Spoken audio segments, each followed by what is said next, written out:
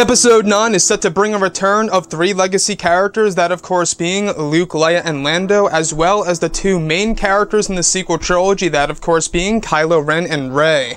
This is Mike Zero. If you guys are new to the channel, do make sure to subscribe to see future Star Wars content.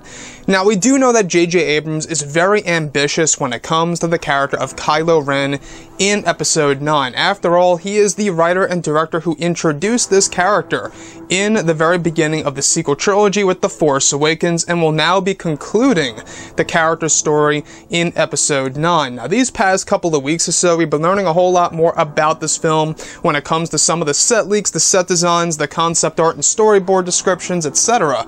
Now, what's really intriguing is, of course, the big plan for the character of Kylo Ren that they do have for Episode 9, and that, of course, is to actually aim to make Kylo Ren more evil than Darth Vader in the originals, and of course in the prequel trilogy as well. So, I don't know about you guys, but does this sound outlandish to you that they are actually aiming to make Kylo Ren more evil than Darth Vader? Can they actually pull this off while also having some Reylo aspects to the Star Wars universe in Episode 9 on the side? I'm not quite sure how they're going to make that work, where Kylo Ren is going to be more evil than Darth Vader, where some emotional moments will be embedded in the movie between Rey and Kylo. The only thing that I can honestly think about right now is that Kylo Ren will snap out of it every now and then in the movie, and will go back to being his evil self that is going to be far more evil than that of Darth Vader. And also, the overall concept, the overall idea that they do have for the character of Kylo in this film is a what-if scenario, is of course, what if Anakin Skywalker actually had his own order and never became the Darth Vader that we know of today. So that's the whole thing that they are applying to with the character of Kylo Ren. If Anakin Skywalker went his own way, without getting the burns and the suit and all that, and being ruled by Emperor PALPATINE and actually owning his own empire, that's what they're going with Kylo Ren in this movie. And honestly, I really like that touch. You know, I think that that's a great idea. I think it shows the ambition within J.J. Abrams and crew. You know, Chris Terrio as well. He helped out with the script and writing this thing. And we do know that a lot of the photo shoots are taking place right now. So a lot of promo stuff is going to be coming out in the first quarter of 2019.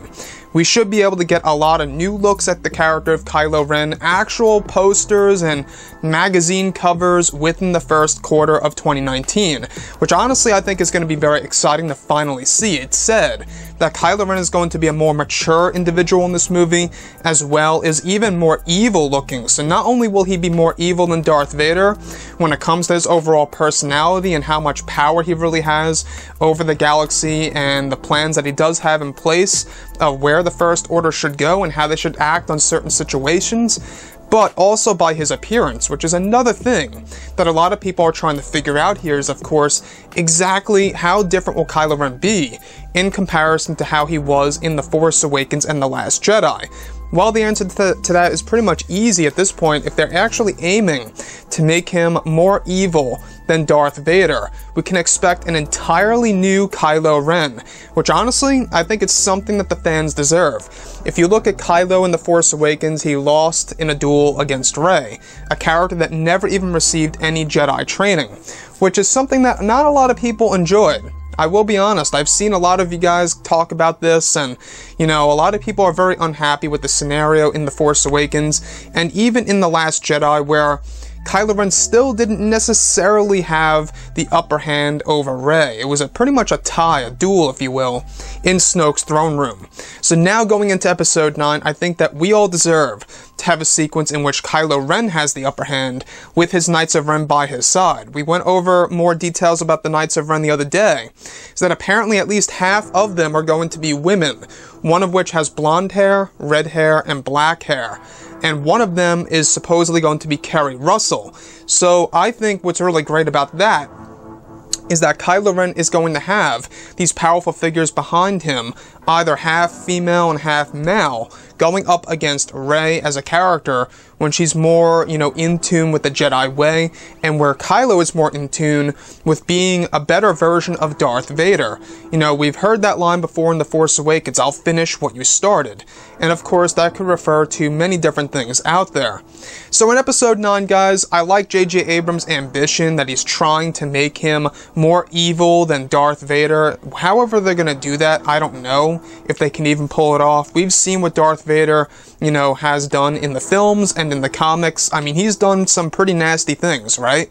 So, with that being said, Kylo Ren is gonna really have to step up his game and do something pretty, you know, out of control that's going to shock the audience and really make us realize that this guy is not going to give it up with the dark side. He's going to keep pursuing it, and he's going to keep on, you know, embracing it. Anyways, guys, drop a comment below. Let me know what you think about all of this in the comments. And if you guys did enjoy the content for today, do make sure to drop a thumbs up on this video to support the channel. I thank you all so very much for the kind support, and I'll catch you guys next time.